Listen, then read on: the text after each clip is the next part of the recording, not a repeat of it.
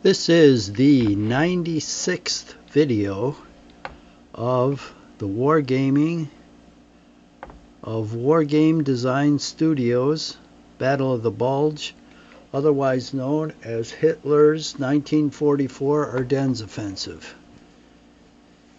In this is the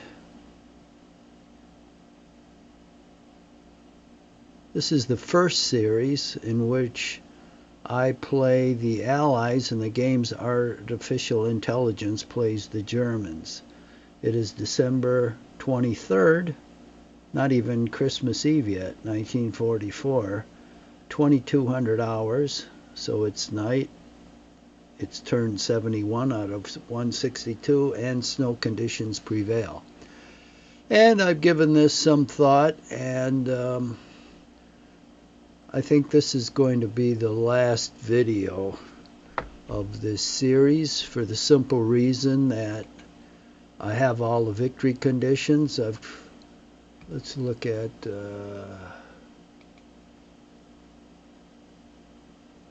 victory conditions.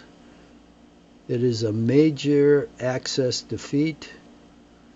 The Allies have lost 43,000, but the Germans have lost 71,000. Their gun losses have been twice what the Allies have been.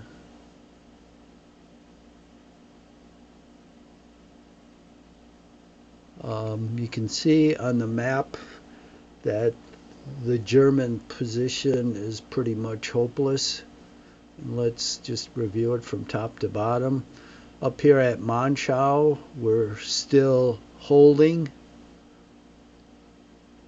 and so the Germans only have 3 units up here to attack with.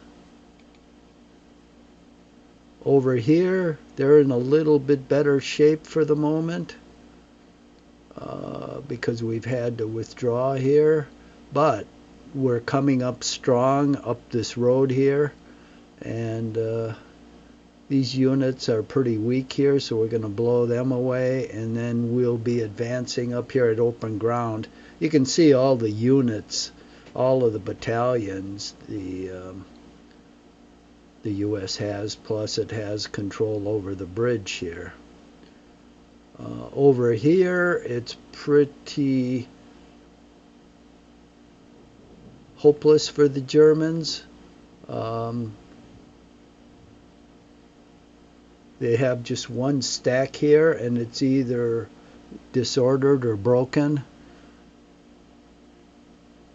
So that is not going to last that long. These guys are getting pounded. These guys over here, some new forces have arrived, but look at the line of units down the road here. They're not going to last long either. And in back of these groups is just open ground. Same here. So the Allies aren't going to have any trouble pushing them out onto open ground and then destroying them. At St. Vith, of course, this whole area around here is strongly held. There's only a bridge engineer here, and he's not going to last long because they've gotten a lot of losses. And then there's a major bridge here we can cross at, so that's looking pretty bleak. This is looking bleak. We're starting to stream across. He's got 2 units here out in the open, and we've got armor back here that's going to be coming over. So how long is he going to last? Here, this stack is still got a couple armor battalions, but it's not going to last long either. We're bringing up more artillery. We've got artillery here. We've got armor uncommitted. We're holding the crossing, so he's not going to cross. Plus, we're breaking through down here behind this unit. There's only an anti-aircraft unit here, and we're starting to spread out. And look at, we've got like a whole new division coming down here. So that's not going to last long.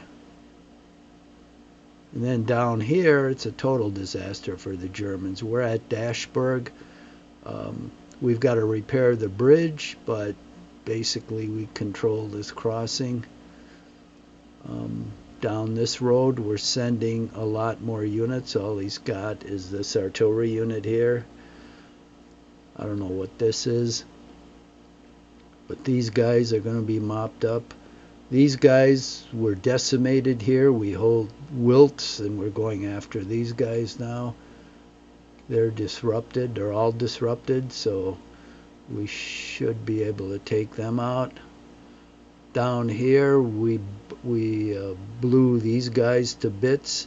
They've got a couple units here, but we're going to be able to cross. We've got a lot more battalions than them, and we'll certainly take Dietrich.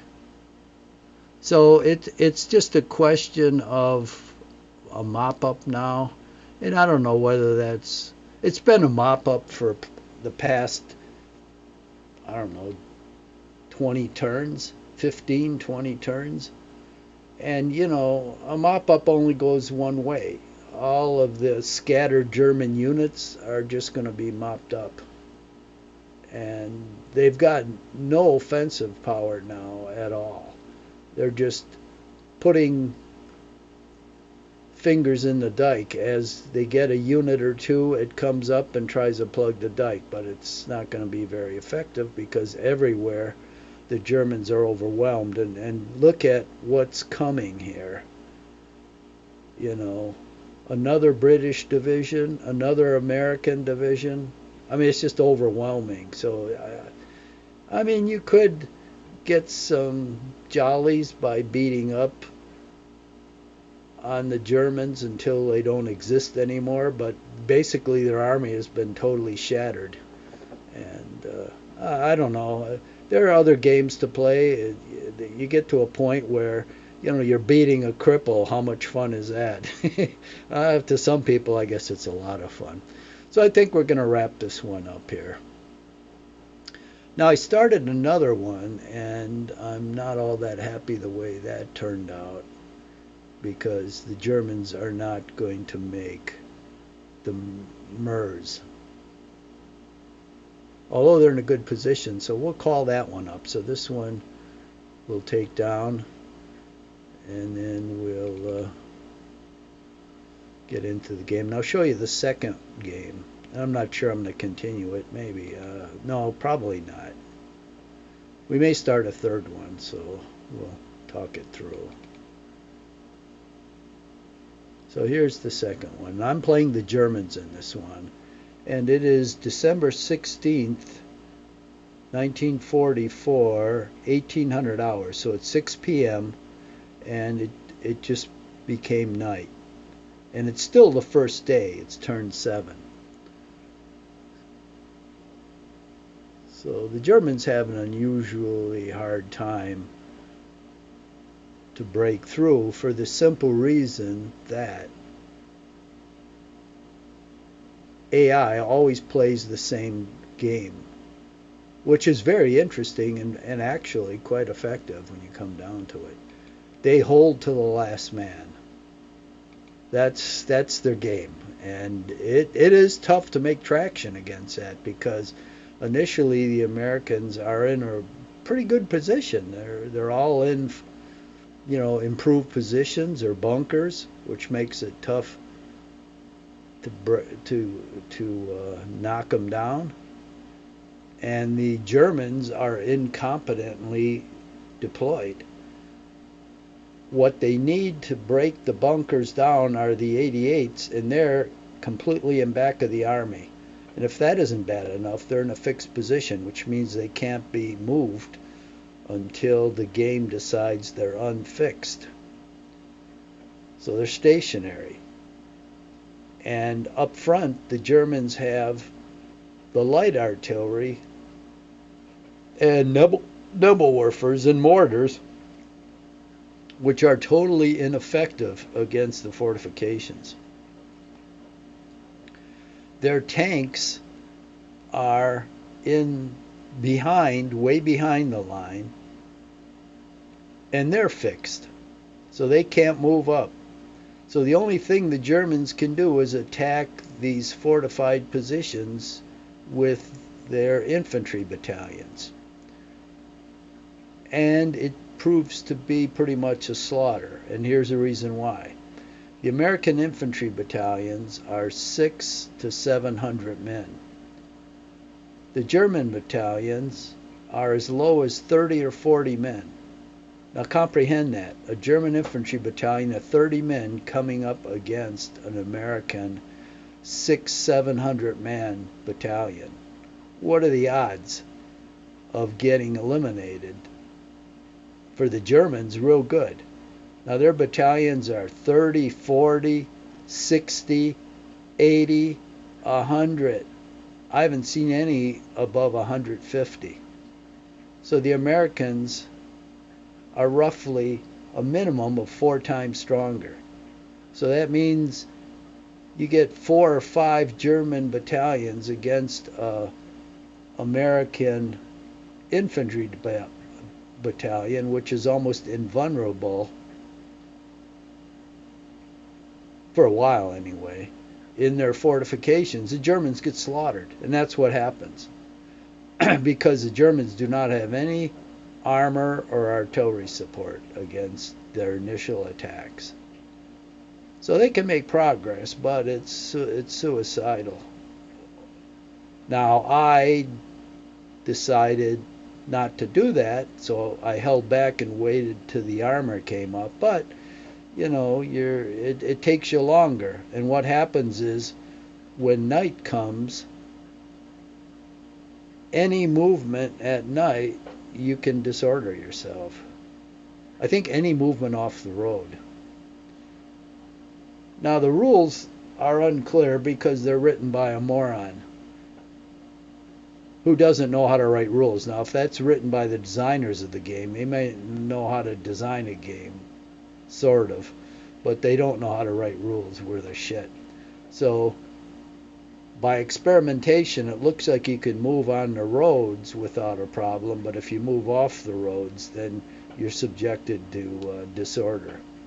So that means the Americans can keep moving up troops, which the Germans cannot do anything about because they're still stuck trying to cross the Ore River. So, you know, it takes away the whole German momentum. And that's because the Americans defend to the last man, which is a strategy that works, actually. So now, the only way, and let's just review what we've got here. So I'm taking these weak German divisions that normally would be attacking up here, and I'm pulling them out because there's no objective up here.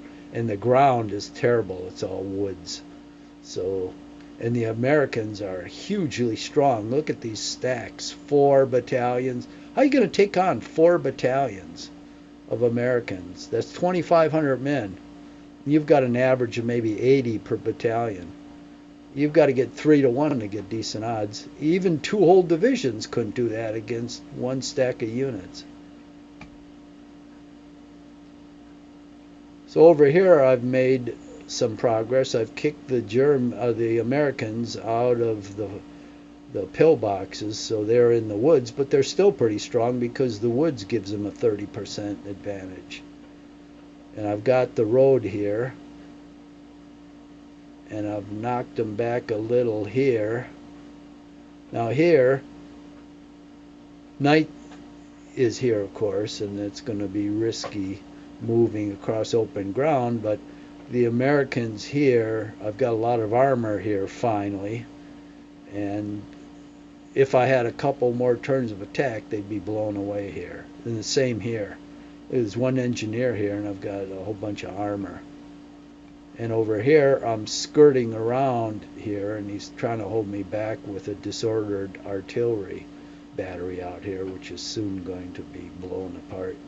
And then I'll just hook around down this road here, and you can see these guys have broken through, and they're about to come up the road here, which will pocket all these American battalions. And there might be more back here I can't see, but it's quite a few, so that's going to be a pocket. But I'm still not getting the bridgeheads across the river. Here's the bridgehead back here I need.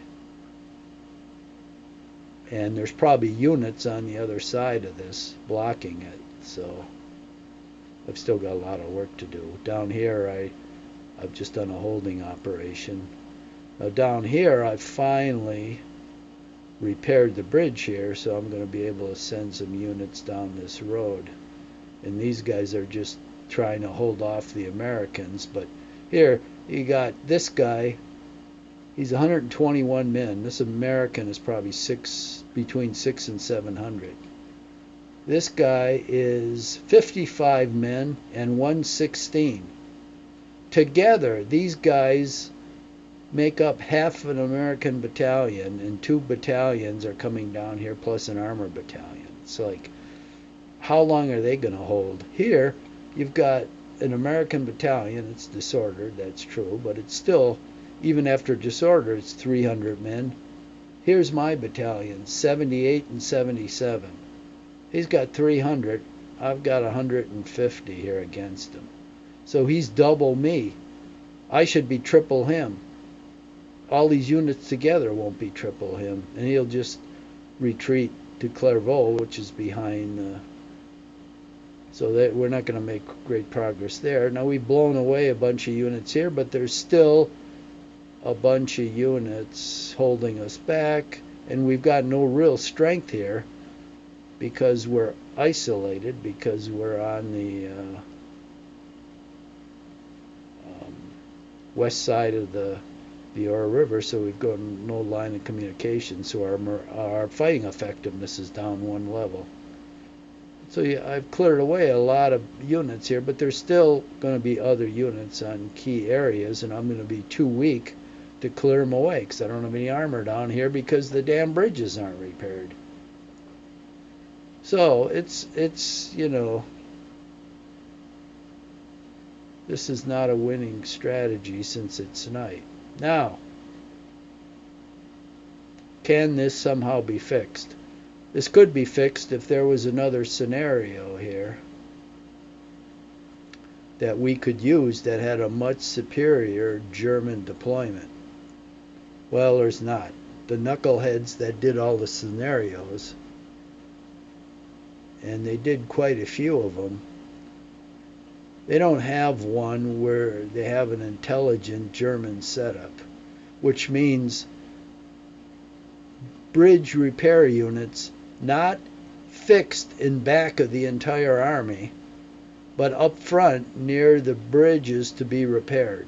They don't have the 88s deployed near the bridges to be repaired so you can cover the repair with those 88s. They have them way in back of the army and they're fixed. They don't have the armor up front so you can use it against the pillboxes. It's way in back of the army. So the Germans start out with tremendous disadvantages. Now even so, if it wasn't night, I would be in good shape. Now let's look at the settings. I won't be able to change the settings, but we'll still look at them. Optional rules. Night fatigue. There's the one we have to change. See, can only be changed at the beginning, so I'll have to start all over.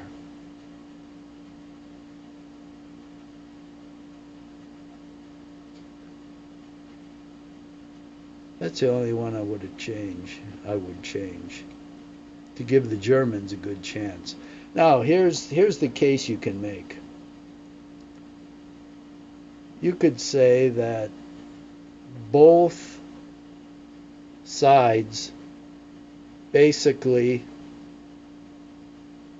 break off combat at night and rest up for the next day, which means no one would basically do much of anything. No one's going to march through the night like the Americans could without any effect and deploy.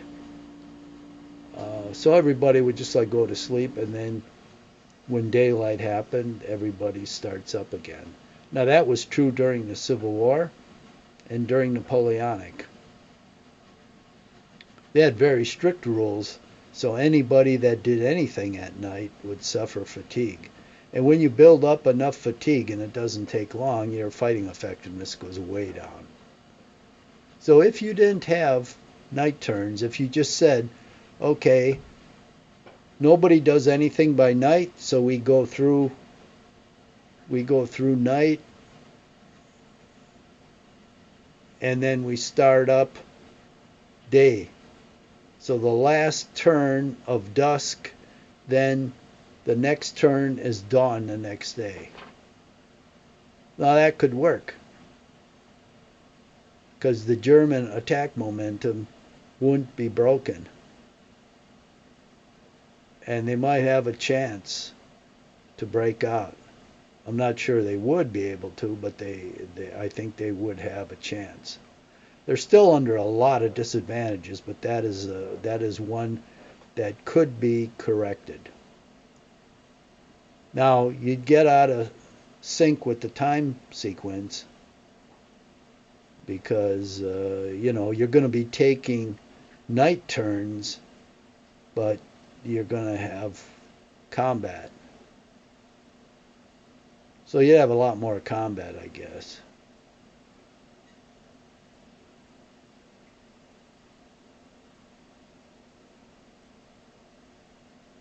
But I'd like to try that. Because what I've got right now, I'm in a good position, but with night, I lose all that. I'm going to lose all that because he's going to have a second line. Like he's going to be deploying troops here, behind here, and maybe even in front before I can get there. And he's going to have like 2 or 3 battalions here, which I won't be able to crack through. Because I won't even have the battalions I'll have. Look at this, 93 men. He's got 600-700 man battalions. 99. Well, this one's 300, so this is decent. This one's 120. So these are a joke. These 3 battalions equal half of 1 battalion. All he has to do is have 1 battalion there.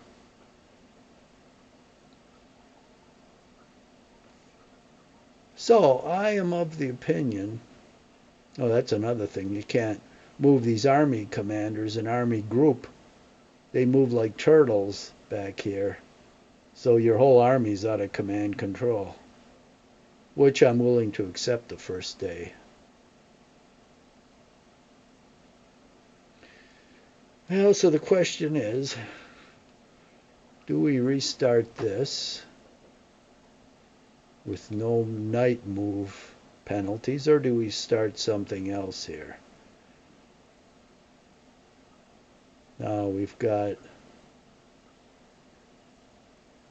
initial battles, Poland, Greece, Denmark, Sicily. We've got the Battle of France, 1940. We've got Kharkov, 1942. So that's really the opening of Case Blue. Never played this one. Let's just see what it looks like.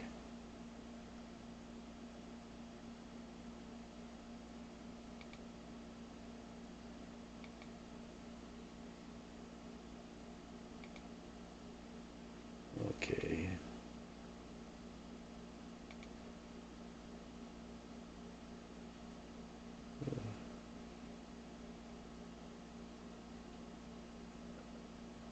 So here the Russians are on the offensive. They're trying to crack through the Germans who hold Kharkov. Well, I don't know about this one. France, 1940. Now that's an interesting one. This is a huge. This is 140 moves, but this is 284, so that's the biggie. Let's take a look at that.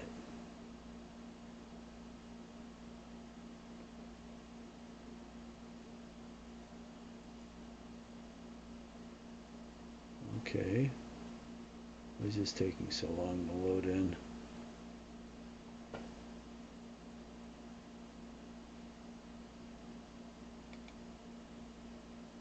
Not responding. Close the program. Let's try to do that again. Maybe it's just that big.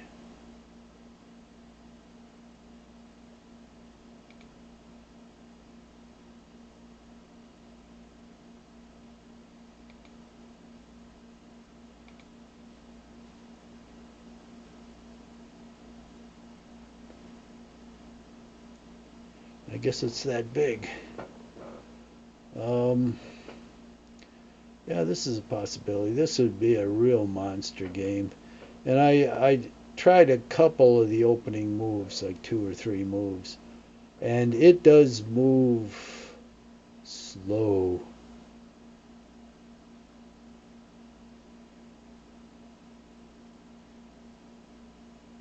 I got a gaming computer too, so this thing, I don't understand what the problem is. It should have loaded in by now. I'm gonna. Oh, here it is. God damn. I guess it's got a lot of terrain on it. Let's see, this is, I don't know if you can see this red rectangle here. That is the terrain that's showing on the monitor. And I've got a 58-inch 4K TV that's acting as my monitor. So this little red rectangle is what I see on the screen. If I want to go somewhere else on the map, I just have to click on it and I'll go somewhere else. So it is a huge map. And it might be a little too big for broadcasting because these turns will take forever. I'm sure people don't want to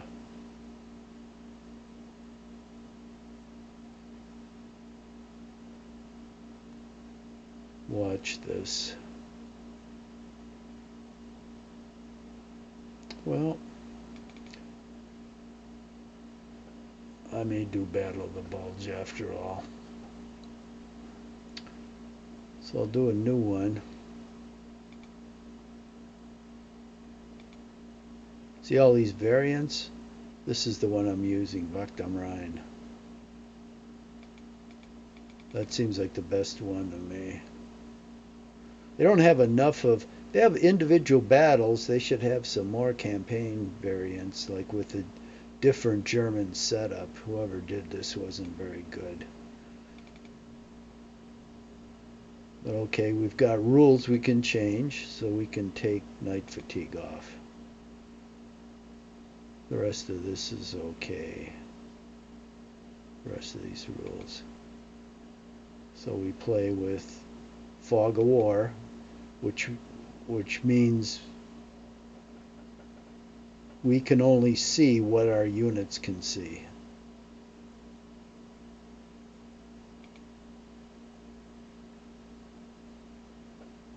Okay, so here's the initial setup. So it's dawn on December 16th, 1944 at 6 a.m. That's dawn. Turn 1 out of 198 turns, access movement phase. So you can see all of the German units.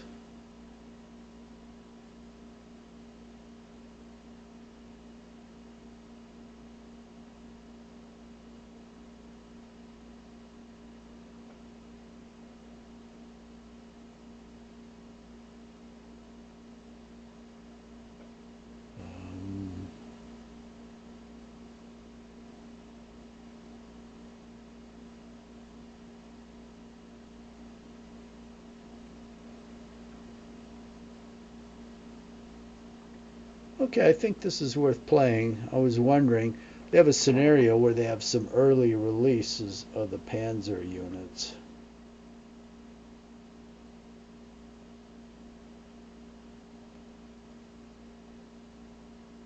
Except then they have fixed zone of control, where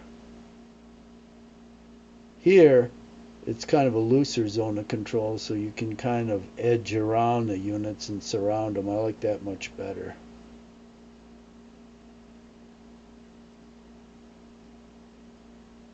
So with no night restrictions,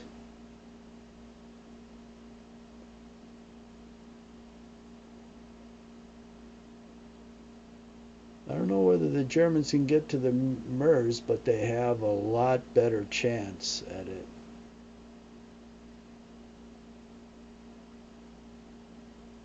Yeah, so I think I might give it a try. I'll play the Germans here. We'll see what this can. I know what the other two results are. It's Germans can't win. So I'm going to get rid of those flags. I know what the objectives are. Now what I always do is start to withdraw these two Volksgrenadier units, or divisions. You can tell a lot of times, especially the infantry divisions, this NATO symbol in the center is the same color for the division. So all units in this division are in orange. All of these are in green. These flak units, they're all in red here. Now where it changes is when you have like the big armor divisions. For some reason, they make each brigade a different color, which seems stupid to me. But the infantry division, you can see the blue, dark blue here, that's one division. The purple, that's another division. The dark green, that's another division. So okay, let's restart it. I'll play the Germans. We'll see what we can do with no night restrictions. I think a lot better. So, in the north here, from Manchow up here, there's no real objective for the Germans. It's their units are so limited, especially their infantry in their weak strength, that all they do is incur a lot of casualties for nothing, because the Americans, look at how strong they are. 2, 3, 4 units per pillbox. Like 4 of them here, 3 here. These Volksgrenadiers, they don't have a chance. And look at heavy minefields. These red triangles with the number are minefields. 2 is pretty heavy. Look at them. 2's all over the place. You got no chance at all of any offensive operations. All they do is get slaughtered. So the first thing I do is, you can be in one of 2 modes. You can be in movement mode, or you can be in combat mode. So obviously if you're in movement mode, you can take advantage of road movement. If you're in combat mode, you're much better, you're much stronger in combat. In movement mode, basically you don't have much of a combat mode, much of a combat function. You're organized for moving in column, not fighting. So the first thing I do is I start putting all these units in this Volksgrenadier division in travel mode. Now you can see the display on the left of the unit. This gives you the information on the unit, its movement, its fatigue, its morale, the number of men it has, and then if you right click on it, you'll see its organization. Like this is the 272nd Volksgrenadier. It belongs to the 67th Corps, which is part of the 6th Panzer Army, which is part of Army Group B. Then it tells you the combat strength of this unit. It has a hard combat value of 4, but only at 1 hex. Now hard combat is essential against pillboxes, improved positions, and armor targets. It has a soft value of 8 at 1 hex, and that's against infantry. Its assault value is 16 whenever you assault a hex. Anti-aircraft is 2. Defense is 16. Speed is 4. And it can clear mines. So it's an engineer. It's a pioneer. And then down here, the hex it's in is forest, so it's minus 30. And minus 30 is off of the attacker's strength. So if it was attacked by 10 combat points, those 10 combat points would turn into 7. But it's even worse because it's in a trench, so that's another 20. So it's minus 50, which means if the attacker attacks at 10 combat points, it's really reduced down to 5. Visibility is 1 kilometer. Each hex is a kilometer. Well, I love the scale. And then you can see, this is some additional stuff. It says there's a river here. So to put these units in travel mode, you can see when you click on the hex, the unit is surrounded in a gold frame. If you left click on it, it turns to red frame, which means then you can give it orders.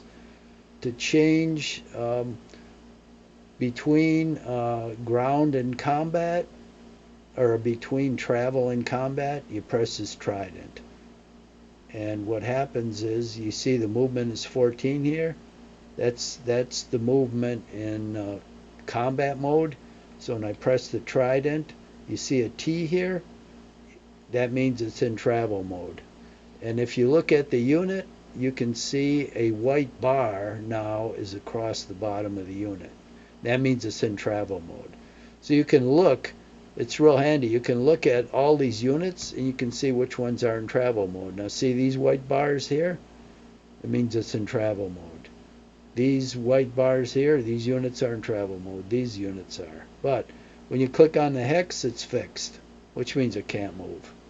So it's in travel mode, but it can't move. So this is in travel mode. I've got 14 movement points, which is usually about 1 hex, because these 2 divisions up here are leg infantry, so they move like molasses in January. So I'm going to move this guy towards the road. And that's all I'll be able to do. Now this division, this river here is like the Ore, and it's impassable.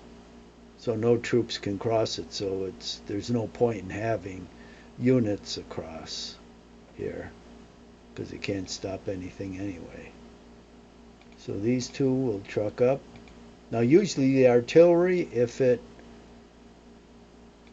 goes in a transit mode, it can't move that turn. We'll see if some of it can, but most of it can't. It's a flak, so it probably can, yeah. And when you're in the woods, you can only move at 1 hex, no matter if you're armor, if you're in travel mode, or you're in combat mode. All units just move 1 hex. And that's why woods are a real pain in the ass for an offensive. Now, some of these units, you can only see what is adjacent to you. So it's a 1 kilometer view. But if you put a unit in patrol mode, which means you're not going to move it, because if you do, you lose patrol mode. But patrol mode, you can see in patrol mode, you can see 2 hexes away. That's the only reason I'm seeing these 2 units, because this one's in patrol mode, so you can see patrolling. So I'm going to truck up both of these units, and as I do, these 2 units will probably disappear, and I don't care, because you're not going to be able to see them. Okay, I guess your line of sight is from the beginning of your move. So I'll continue to see these 2 units until the next turn, at which point they'll just disappear. Now this guy's still patrolling. I don't want him to patrol anymore, so I'll take him off of patrol. And I just click on this circle here. It says patrolling. Now you see he's no longer patrolling. Let's see if we can move these two guys off. Now it takes movement to take him out of patrolling, and see, he's got only 7T. This guy's got 14. So this guy with 14 can move, but I'm not sure this guy can move this turn. Nope, he can't. That's what happens when you take him off of patrolling. Oh well. Now this guy here is in a bunker, and he's surrounded by level 2 minefields, so I'm going to leave him there for the moment. This guy is actually in a much stronger position. Minus 70. I'm going to leave him there for the moment just to cover these guys. So we're going to truck. This is an infantry gun. They're pretty much worthless. But I'm going to truck him up and get him out of here. These mortar teams are really weak. They're 4 guns. Each gun is the equivalent of 10 men. So this mortar team is 40 men. Remember, American regiment is 6, or a battalion is 600 to 700. So this guy is like Casper Milquetoast. And he's got a decent soft value. 16, that's 6 hexes, but his hard value is only 3 at 8. It's something, but not much. But we're going to get him out of there, so we're going to put these two guys in travel mode. You can see now they got the white bars. They're moving up here. So all these guys are going to take off down this road down here. Now these guys are going to take off down this road and go down this way, but they're going to have to wait, because here's our 88s. Well in back of the line, you notice. Completely useless. Why? And in the woods. Why the F would you put an 88 in the middle in the woods? Way in back when you need them to crack those pillboxes.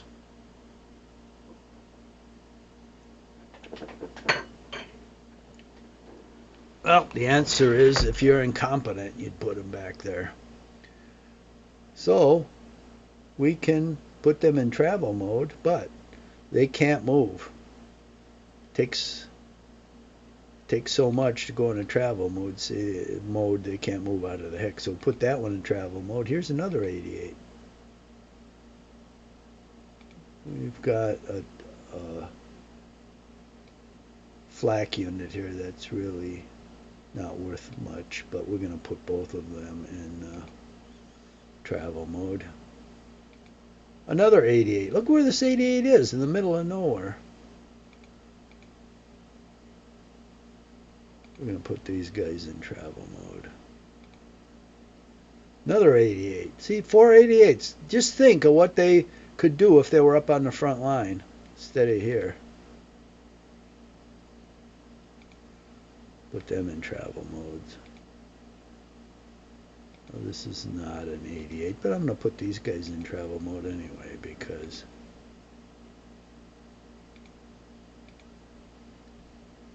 they're going to have to move eventually. Okay.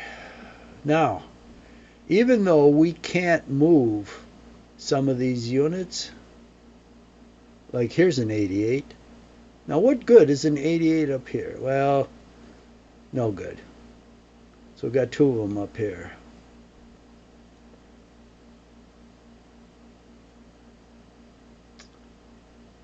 So I found out that not all of these guys are in travel mode to start with. I think all of these guys are, though. And even if the unit's fixed, if it's not in travel mode, you can put it in travel mode. That's the one thing. Now these are bridge repair units. Wouldn't you think the bridge repair units would be up front where the Ore River is, where they're needed to repair the bridges? Nah, they put them in back of everybody. And they're fixed, which means they can't be moved. Here's two more. It says 4 here that are fixed. Now here's an 88 on the road, but it's not in travel mode. See, there's no T behind here. So we're going to put it, both these units, in travel mode. Here's another one, same thing. Put it in travel mode. Here's another one, same thing, fixed, but not in travel mode.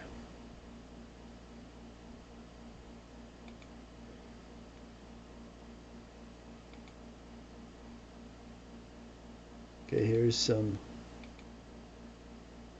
mechanized units.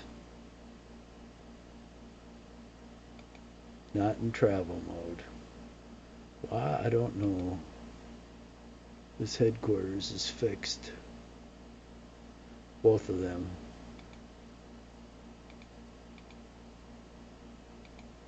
Okay, put these guys in travel mode. These guys for some... They're bridge repair units. Way back here.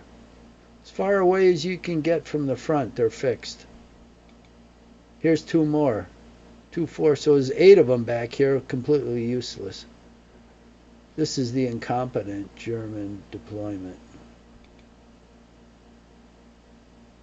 Fixed, fixed. I'm just making sure there's no 88s here. These guys are all in travel mode. But you can see, you've got to exercise severe control over these roads. Now this guy, why is he...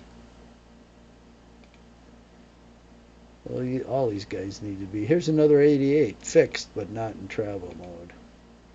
You've got to exercise extreme control over traffic in this game. Otherwise you get into these massive traffic jams.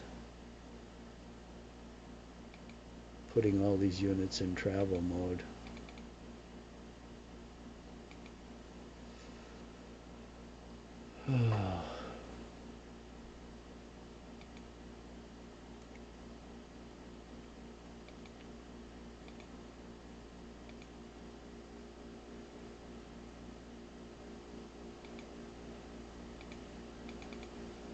Put them in travel mode. Let's just spot check these units to make sure they're in travel mode.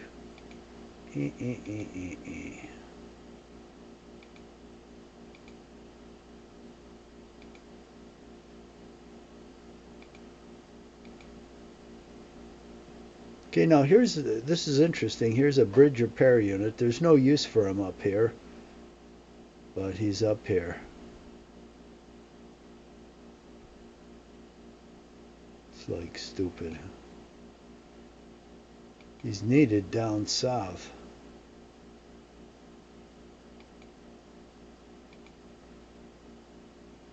Okay, this is...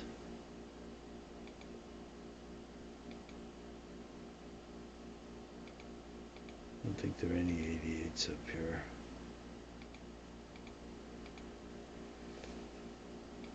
Now here's Army Group B, and he can be moved.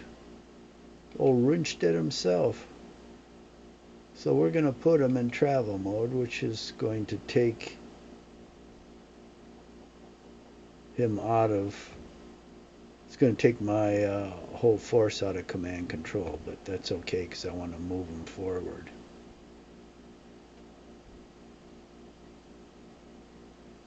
Now here we've got the 7th Army. I don't know what the hell he's doing so far back here, all these Army commanders. I'm going to move him up, so I'm taking him out of combat mode. This is Norton. Yeah, I tell Norton not to show me that again. They still show it to you again. Dummies. Let's put these guys in travel mode. Now here's 3 bridge building units fixed.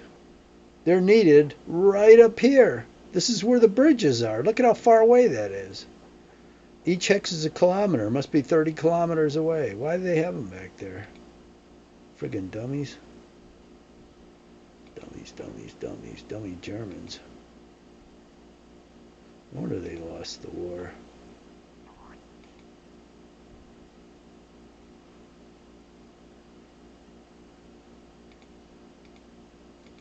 So that's the first thing I do. I'm looking for 88s.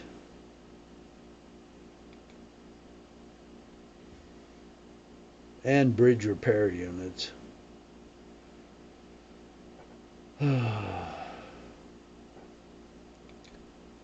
Okay, we have two of them here that are actually near or where they should be to repair the bridge. They're in travel mode though. What friggin' sense does that make? They have to be in combat mode to start bridge repair. Why put them in travel mode?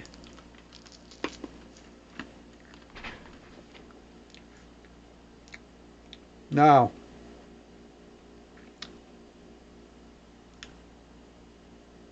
I don't know which one is going to be able to repair the bridge first.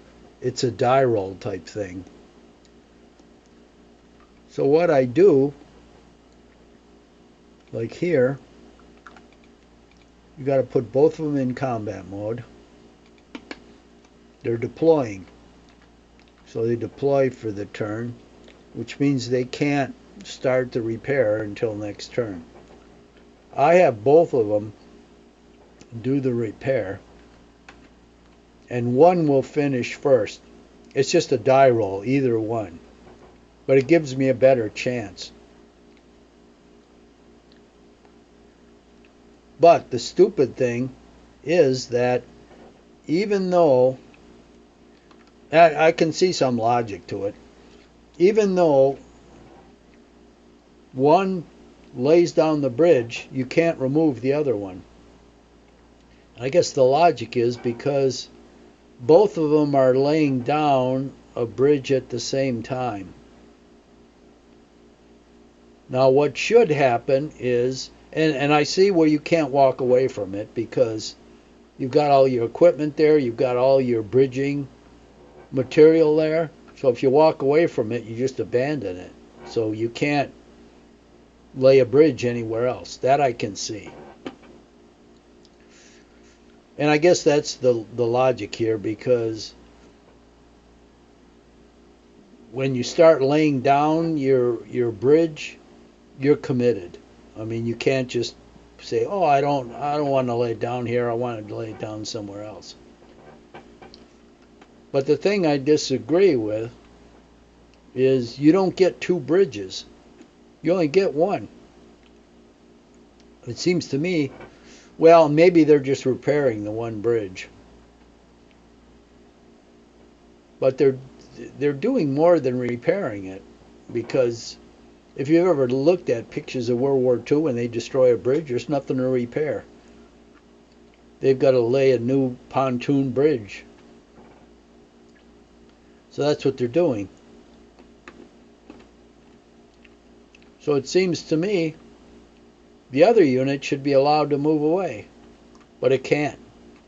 Both of them are locked there. Once they start the bridge construction process, they're both locked there. But if that's the case, the second one should be allowed to build a separate pontoon and increase the capacity. But that doesn't happen. So, okay, we're building a bridge here. The only other one that's laid down is right here. Now, it's the worst place in the world to build a bridge. But it can be useful to send some units down here to protect the crossing at Clairvaux, because German or American units will come down this road. So it's so hard to get this bridge unit out of here. that I'm going to leave it here, but it is really a worthless area to build a bridge in. Let me just look at the hex. So you got a river on all sides, so you can build it anywhere.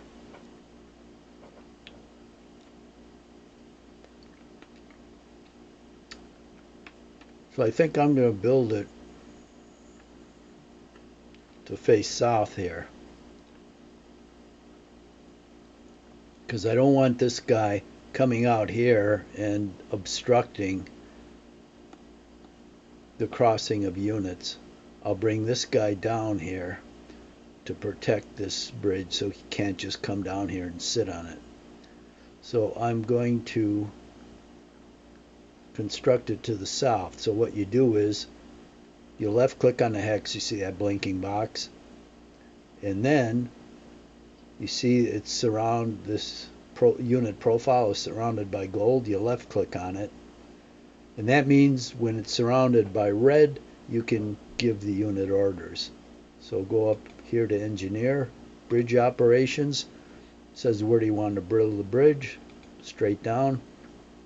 Okay. So it says bridge ops. And that means we build. I don't. This is stupid terminology. Why don't you just say bridge being built? That's what you mean. I mean, it acts like it's talking to a jarhead. Talk to a normal person. Jarhead probably doesn't even buy this game. So it's being built, and when it's built, it'll say, I don't know, forget what it says, bridge completed or something like that. So okay, we're building one there and we're building one there, and otherwise there's no other bridge repair units around here.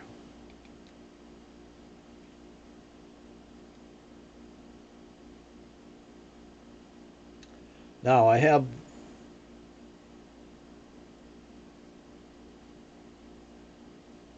okay, we'll save that conversation until next time. So we've ended one game of Battle of the Bulge, and we've begun another. And I'll have a new thumbnail on YouTube for this. This will be like, I think, series 2. And I'll have the old thumbnail for this one just so people know where I migrated to, and then I'll start the new thumbnail when I play this again. Now I've learned a lot of stuff from starting these games, so hopefully I'll be able to make the best possible moves, because I kind of know what to do and what not to do. If I remember it is another thing.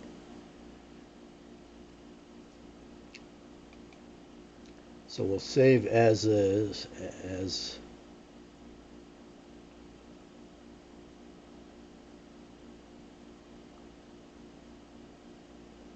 now I'm going to save it. The game default is battle.